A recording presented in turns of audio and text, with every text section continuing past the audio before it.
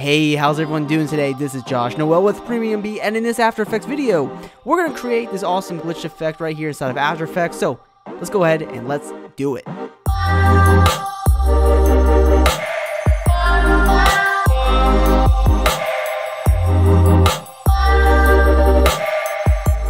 Alright, so here we are inside of our main composition. We already have a background with our placeholder, our logo, our text, whatever you want it to be. You can do this with anything, and it's very easy to do this, so let's go ahead and get started. So, when you have your logo and your background, if you want to have one, make sure your logo or your title is in a composition called placeholder so you can swap it out later. So, you want to kind of get that in the composition by itself. But when you're ready to set the glitch, go up to Effect, Channel, and go to Set Channels. Alright, from here you have three properties you want to take a look at. Red, green, and blue, these are the default settings. For the first one here, green, or should I say the second one, set it to off. Click on blue and set it to off. Alright, no problem. Then with the placeholder, go up to Edit, Duplicate, and then go back to Set Channels, set the red to off, go to green, or the second channel and set it to green, duplicate this layer in the timeline, and turn off the green, and let's turn the blue on, set it to blue.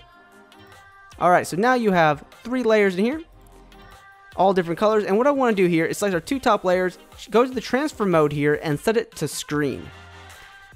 And that's totally fine. And now what we want to do is go to the middle layer, hit P on our keyboard for position, alt-click the stopwatch. And I'm going to type in wiggle, open parenthesis, 2, 20, close parenthesis. So that's wiggle, open parenthesis, 2, 20, close parenthesis. And click off of it. And we scrub through here, you have a little bit of a nice wiggle expression. And essentially, this is what we have. And you know, you have a little bit of that RGB effect going on there for a glitch. That's totally fine. But if you want to, you can copy this expression, come here to the bottom layer, and alt-click the stopwatch and just paste in that expression again. So then you have a little bit of extra, glitchiness going on there with the RGB splitting. But that's how you do the RGB splitting on this, and it's ready to go. And we can set up other elements inside of this, effect. So I would like to add some random distortion to this. So what we can do to add some nice random distortion is grab the rectangle tool. Doesn't matter what color you use. I like using white, but it doesn't really matter. And I'm going to draw out this rectangle like this. Very random. There's no logic to this. Just kind of keep it there very random. And what I'm going to do is come here to the beginning of the timeline and move forward by 3 frames. And I'm going to edit, split layer, and just delete it. And then make sure no layer is selected. And I'm going to do this again. Just draw out another set of rectangles here. Like I said, completely random. Doesn't have to make any sense. And I'm going to trim this layer up by 3 frames. Move over by 3 frames to go to 6 frames. I'm going to split that layer and delete it. So now we have 2 random layers in here. And I'm going to just draw out 2 more of these random rectangles in here. And you continue to build like the staircase here. Move over by 3 frames. Split the layer, delete it. And I'm just going to do one more random one, and I'll be back when it's done. So now I have these 4 layers in here, completely random. And what I want to do here is I want to duplicate these layers, bring them to the top. And I'm going to offset these to build out this staircase you see right here in the timeline. And I'm going to continue to duplicate these, bring it to the top, and we're going to build this out for maybe up to 4 seconds. It doesn't have to be a long animation, but for however long you would like this distortion to take place, which if you don't know what we're doing yet, you'll see in a second. And here we are, nice and placed out throughout the entire duration of this. And then what we can do is grab all of our layers, just like this, all of our shape layers, go up to Layer, Pre-Compose, and we'll just call it Map. Perfect.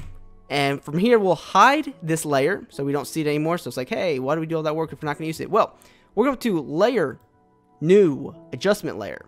Go up to Effect, Distort, and we're going to grab Displacement Map. Alright, from here you go to the Displacement Map layer, set it to Map, and now you can start to see those cuts in there, just like that. And we can adjust the horizontal displacement and also the vertical displacement, and you can really see what we're doing. And that's pretty cool. It's cutting out the background, and of course maybe we can just readjust this downward a little bit. I just added a random background in here, but you can see it's also glitching the background a touch as well. So it's very, a very useful effect. So anything that's below this adjustment layer will be affected by this distortion. So it doesn't have to do just with the text, but now we're really starting to get that glitch effect. Now, these are the title elements, but what about actual, effect elements to, take this to the next level? So let's work with noise and some vertical lines. So we'll go to the noise first. Go to layer, new adjustment layer. We can rename it to noise. Go up to effect, noise and grain, and add noise. Okay, from here, what we can do is just increase the noise. You know, we go to like 60 or so %, doesn't really matter. And what I like to do here is chop up the adjustment layer here. So actually I spelled noise wrong, but I guess we'll be okay there. What I like to do is split this layer, move the endpoint in by a little bit, so the noise will come off. Split the layer again, so we're kind of creating these gaps in this layer very easily without having to use keyframes, which in my opinion saves a lot of time, but you'll lose control over some things. But, you know, for this, we're not really looking for, you know, precision here. We just need to get some noise up on the screen, so I think this is just fine, and it's just very easy to work with. And I'll just delete it there. And I like to put this underneath our displacement map adjustment layer, so you see that we get those, you know, distortions in there as well, and that looks totally fine. And now if we want to do some rectangle lines, what you could do is you could use the Venetian blinds effect from the transitions panel, and it works just fine. But I want to do something a little bit different. I want to do the rectangle tool. Let's change the color from white to black. Click OK. And I'm just going to draw out a rectangle line, a very thin rectangle line, just like this. And we're going to go to add, and we're going to add a repeater. We'll open up repeater 1, and we'll come here to the transform repeater 1. Set the X position to 0. Increase the Y position to, you know, a little bit until you're happy with the spacing between the lines, and then go up to the number of copies and increase the number of copies by a lot. Because now what I'm going to do is come here to the beginning of our timeline, and I'm coming here to the transform rectangle 1, add a keyframe 4 position, move to the end of our animation. I'm going to animate this one upwards. So you can see now we have this animation with our rectangle lines, and we can do the same exact thing as before with the noise. We can duplicate these, or split the layers, bring it in, and you know, kind of have these pop in and out randomly. And then of course I'll continue to put that displacement map adjustment layer above everything, and now we can render everything out. Of course, make sure to turn on motion blur for all your layers, and turn it on at the top. And let's make sure we put the shape layer underneath the noise as well, and that way it'll blend a little bit better in that. So let's go ahead and do a random preview here. Alright, and after a quick render, here is our result, and we have some cool glitch elements in here to help you build out an entire scene.